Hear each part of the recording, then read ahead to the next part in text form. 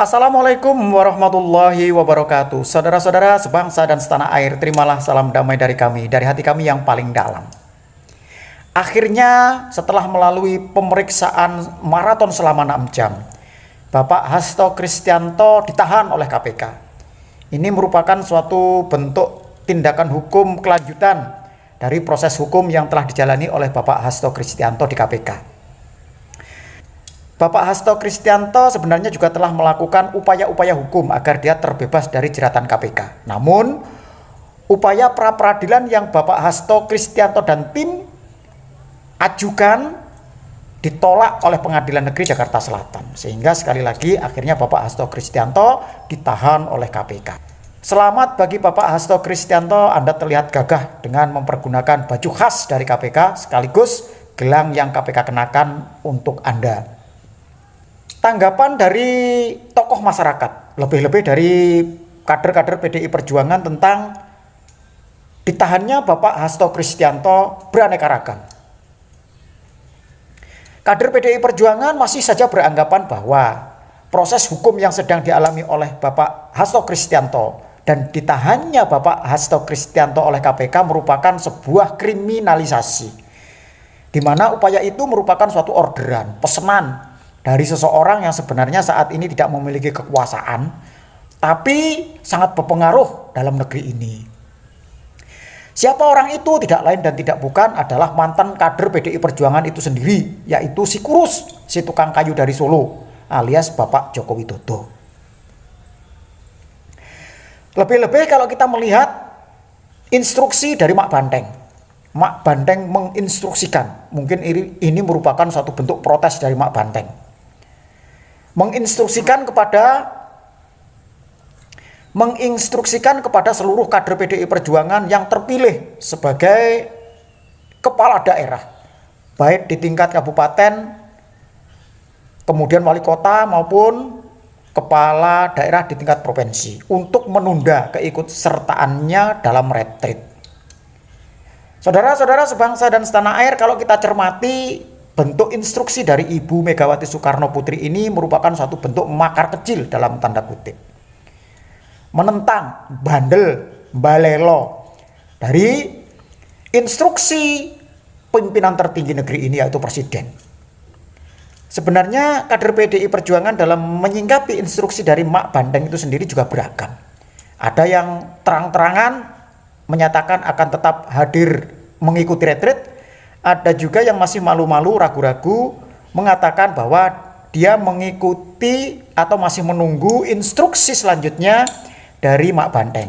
Kira-kira harapannya suatu saat Mak Banteng memberikan instruksi yang berubah, karena instruksi yang beliau berikan agar menunda keikutsertaan dalam retreat bagi kader PDI Perjuangan mendapatkan reaksi yang negatif dari kalangan bangsa Indonesia.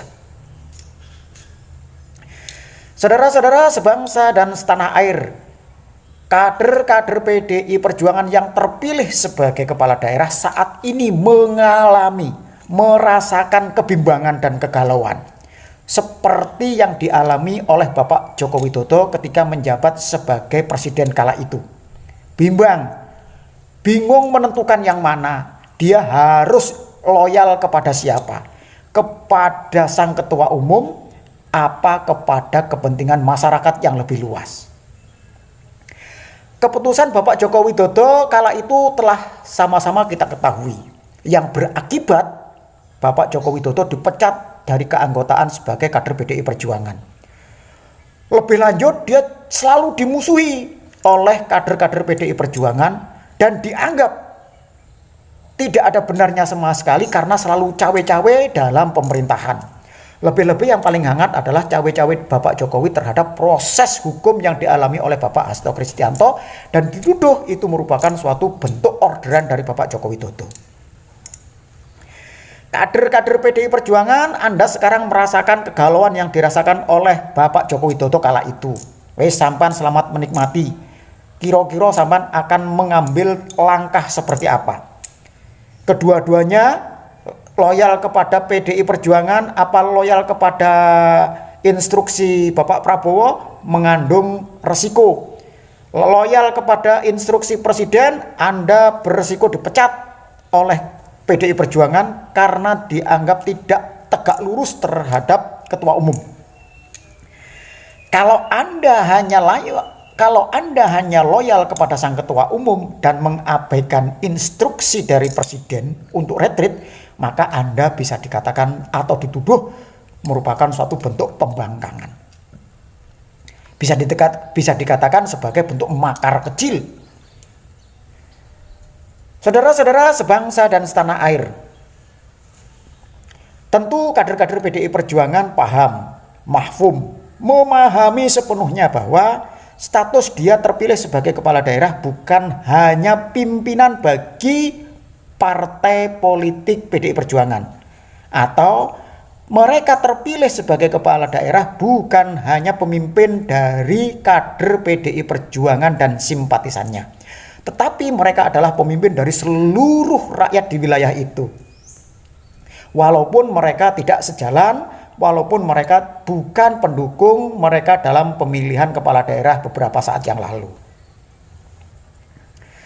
Oleh sebab itu, mari kita lihat sekali lagi bagaimana sikap dan tingkah laku kader PDI Perjuangan menyingkapi kedilemaan itu.